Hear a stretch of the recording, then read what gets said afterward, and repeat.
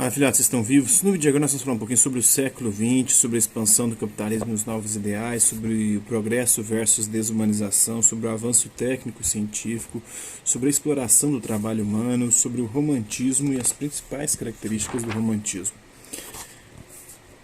Bora lá? Como temos feito até agora, vejamos em breves pinceladas o contexto histórico em que se desenvolveu a reflexão filosófica do século XIX. Sabemos que, de acordo com a periodização tradicional, considera-se a Revolução Francesa, que ocorreu durante 10 anos, de 1789 a 1799, até a ascensão de Napoleão Bonaparte, o marco inicial da época contemporânea. Esse é um marco. Junto com ela propagaram-se os ideais de liberdade, igualdade e fraternidade, que eram os ideais da Revolução Francesa. Inclusive, a bandeira tricolor representa esses três ideais da França.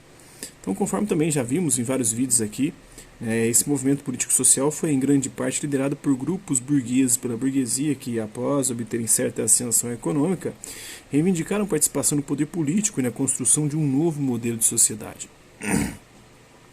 No plano econômico, a partir de meados do século XVIII, o capitalismo foi se consolidando em diversos países da Europa Ocidental e mais tarde em outras regiões do mundo. Estava entrando aqui na parte, no século XIX, na sua fase financeira. Primeiro comercial, depois industrial e agora financeiro, capitalismo financeiro. Esse processo de transformações ao qual está vinculada a Revolução Industrial atingiu amplos setores da economia, a produção de manufaturas, a agricultura, o comércio, os transportes, com grande impacto na sociedade. Configurou-se assim um quadro geral que pode ser sintetizado em duas tendências contraditórias. Quais são elas, Vejamos, como tendência geral, as antigas oficinas dos artesãos foram sendo substituídas pelas fábricas, e novas máquinas tomaram lugar de muitas ferramentas. Em lugar das tradicionais fontes de energia, como água, vento e força muscular, passou-se a utilizar também o carvão, a eletricidade e o petróleo no século XIX. Eletricidade e petróleo mais do século XIX. No século XVIII, o carvão, que alimentou as indústrias.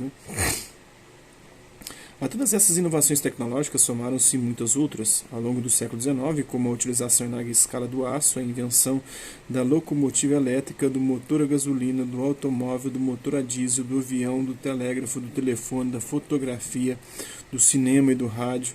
O impacto dessas transformações ecoa até os nossos dias, até a atualidade. Esses avanços reforçavam a confiança no poder da razão gerada nos séculos anteriores, principalmente a partir do iluminismo, levando cada vez mais ao entusiasmo com a ideia de progresso da humanidade e a apologia da ciência como principal condutora no caminho para um mundo melhor. Paralelamente à expansão e à consolidação do capitalismo, foi um processo que trouxe consigo novas formas de exploração do trabalho humano. Com isso, alterou-se o cenário das questões sociais, pois, além dos anseios próprios das burguesias, as repercussões da Revolução Francesa estimulavam as aspirações dos trabalhadores urbanos e rurais por melhores condições de vida. Em várias sociedades ocidentais, ideais de liberdade, igualdade e fraternidade conduziam à esperança de que o progresso beneficiaria a todos. Mas não era bem assim que estava acontecendo. O operariado, o proletariado vivia de forma miserável, sem garantias e direitos, sem liberdades. A exploração do trabalho no contexto do capitalismo industrial gerou uma série de conflitos entre dois grandes grupos sociais e seus diversos segmentos. De um lado, a burguesia empresarial, da indústria, do comércio, das finanças, dos bancos, das bolsas de valores. De outro, os trabalhadores das cidades e dos campos. Tem uma obra aqui do Amanhecer ao Pôr do Sol, de 1861, do Thomas Faed, cena da vida de uma família de poucos recursos na Escócia. Com a Revolução Industrial e o afluxo de pessoas às grandes cidades, a falta de moradia e de boas condições de vida tornaram-se problemas graves para os mais pobres. Nesse cenário, uma série de questões sociais e políticas passaram a ganhar destaque nas reflexões filosóficas, dando origem às diversas correntes socialistas do século XIX e suas lutas. E o notório otimismo em relação aos poderes da razão e a sua capacidade de trazer o bem-estar para toda a sociedade, que havia predominado durante a Idade Moderna e em boa parte do século XIX, começou em vários sentidos a sofrer abalos e perder vigor. Ou pelo menos as interpretações dividiram-se a seu respeito. Nesse quadro de desafios e oposições, destacaram-se inicialmente duas propostas para os dilemas humanos, o romantismo e o positivismo. Cada uma dessas propostas representava, de certo modo, um lado da balança. O romantismo, criticando esse racionalismo robótico, frio, da Revolução Industrial, do Iluminismo, e o positivismo querendo acentuar isso ainda mais. Né? Surgido no final do século XVIII, o romantismo foi um movimento cultural que envolveu as artes e a filosofia, predominando durante a primeira metade do século XIX. Ele expandiu-se pela Europa e por outras regiões do mundo, assumindo características peculiares em cada sociedade. De modo geral, o romantismo foi uma reação ao espírito racionalista que pretendia abraçar o mundo e orientar a sociedade. Captou precocemente a noção de que a racionalização e a mecanização caracterizariam o mundo industrial e intuiu a ameaça que esse processo representava para a expressão plena das pessoas, tendo em vista que uma dimensão importante do ser humano, os sentimentos, estaria sendo relegada a segundo plano. Então tem uma obra de 1830, Liberdade Guiando o Povo, do Eugène Delacroix. No início do século XIX, o Congresso de Viena, que aconteceu entre 1814 e 1815, promoveu a restauração de diversas monarquias absolutistas na Europa, contrariando a tendência inicial após a Revolução Francesa. Mas a partir de 1825 esse movimento conservador começou a ser revertido com a explosão de rebeliões liberais e nacionalistas em diversas regiões europeias.